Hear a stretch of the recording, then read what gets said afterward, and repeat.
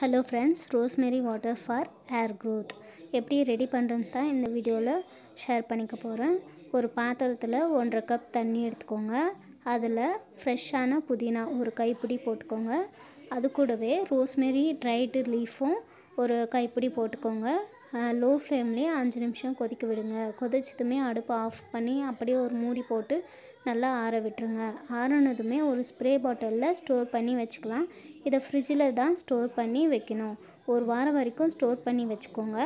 இது மாதத்தில் ஒரு 3 டைம் யூஸ் பண்ணால் நல்லாவே ஹேர் க்ரோத் ஆகும், ஹேர் ஃபாலும் கம்மியாகும். ரோஸ்மேரி வாட்டர் யூஸ் பண்ணும்போது தலையில் எண்ணெய் இருக்கக்கூடாது.